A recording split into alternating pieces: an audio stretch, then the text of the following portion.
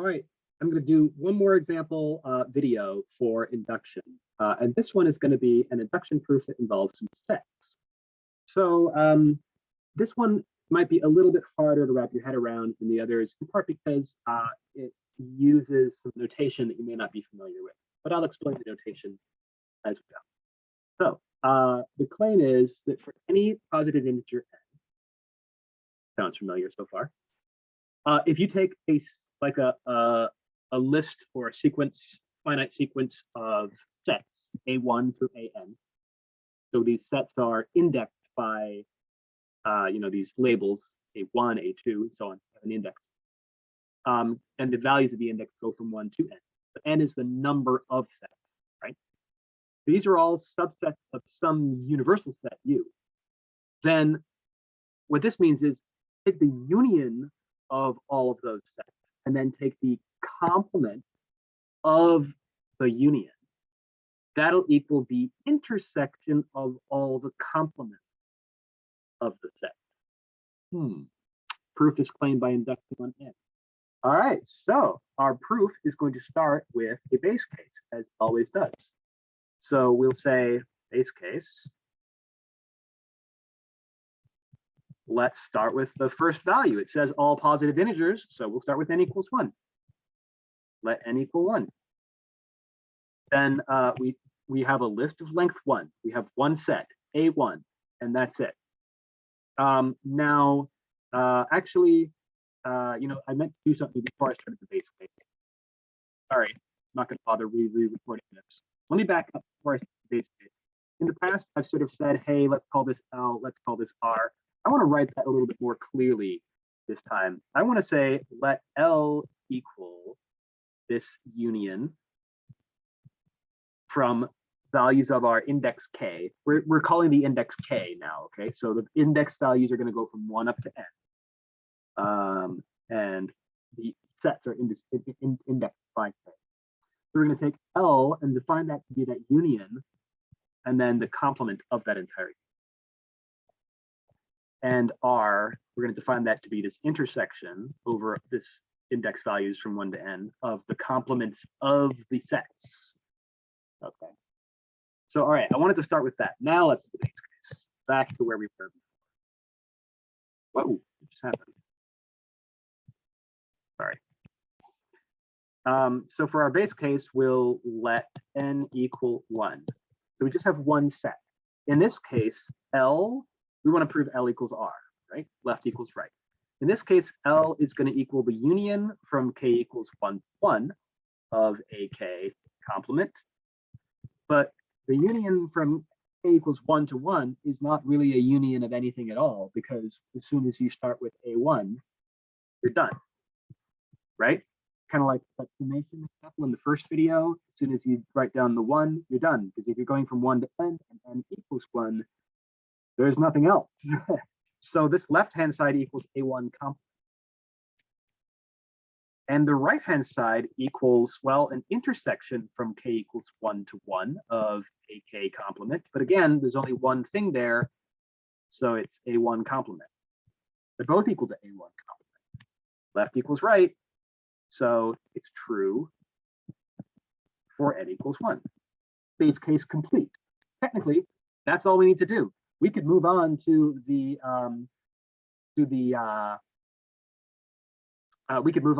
inductive step now, but I thought since this is kind of a more complicated thing and we haven't really, like n equals 1 wasn't very revealing. It didn't really help us understand what this is trying to say very well. I thought maybe it would be a good idea to explore n equals 2. I'm going to move on to let's explore n equals 2. This is not necessary for the proof, but I think it's going to be helpful for us to understand how to do this.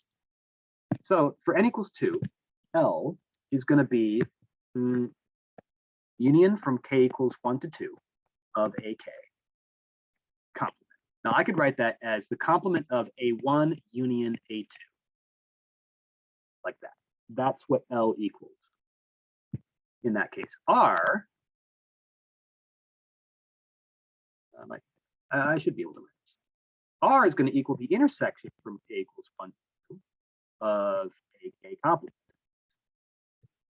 So here, this is going to be just two things: A1 complement intersect A2 complement. So what this is saying is that the complement of A1 union A2 is equal to the complement of A1 intersect complement of A2. Does that look familiar?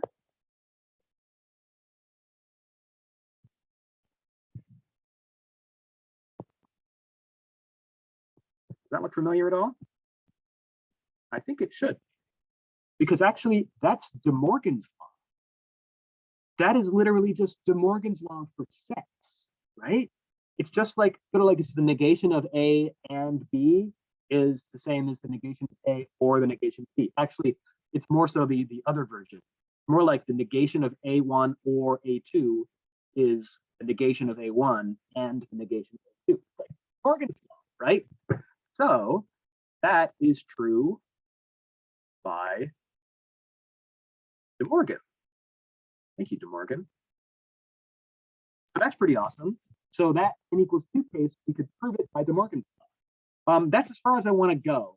We're going to have a very similar result with n equals 3. I will just write it down, but I'm not going to prove it. For n equals 3, the claim is that A1 union A2 union A3 all intersected, all complemented, that is going to equal A1 complement intersect A2 complement intersect A3 complement.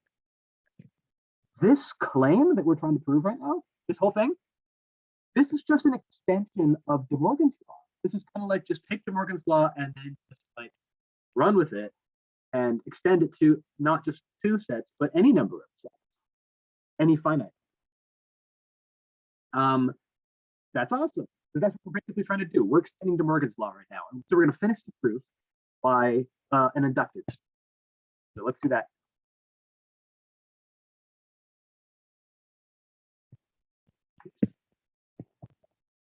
All right, so our inductive step will start with an assumption. We're going to say, assume that the union, if you take the union from k equals 1 to n of ak, and then you complement the whole thing. Assume that that is equal to the intersection from k equals 1 to n of the complements of the AKs. All right, remember, that's how it works, right? Assume it's true for n. And this is for sum n.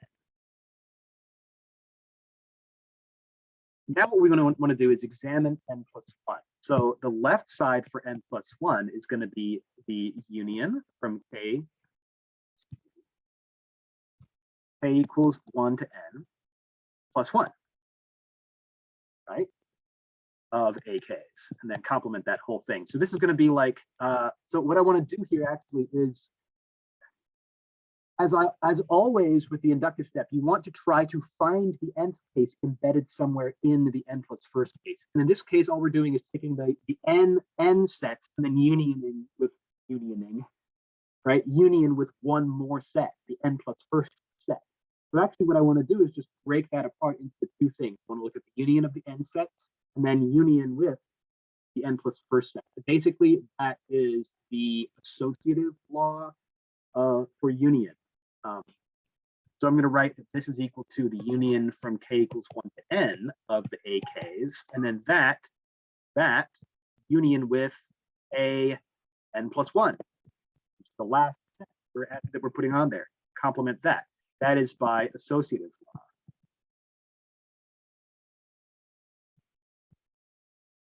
Okay. And then what I can do is apply Morgan's law to this. I feel like I might need a little bit more space here, so I'm gonna make everything a little wee bit smaller. Okay. So I'm gonna apply De Morgan's law to this. Essentially, I have 2 things, right? This and this. I have 2 things. So what I'm gonna do is apply De Morgan's law to this, because that's what De Morgan's law does. It really only works. Although we're about to prove that it works for any number of things, but we can't, assume that. Okay, so I'm going to use, I'm going to say now that this is equal to the union k to n of the AKs, complement that, and then intersect with the complement of an plus 1, right? That's by De Morgan. Then we can take this and take that and apply our assumption, right? Let's apply our inductive assumption. That's going to be equal to this intersection, k equals 1 to n, a k complement, intersect with a n plus 1 complement, right? And that's by assumption. And then finally, that can be equal, I think I have just enough room on my page to squeeze it in. That can equal an entire intersection from k equals 1 all the way to n plus 1 of the AKs. And that's basically taking this one extra intersection, rolling it in with the rest of them. Again, basically just using the associative law, this time for intersection.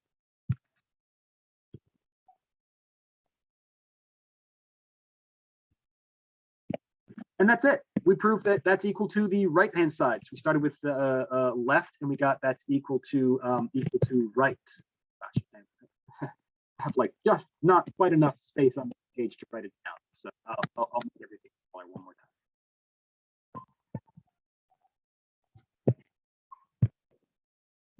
Equals R. Okay, so we proved that it was true. We proved left equals right for n plus 1, and then we can say, all right, hey, we did it. We did the dominoes thing, right? Therefore, it's true for all.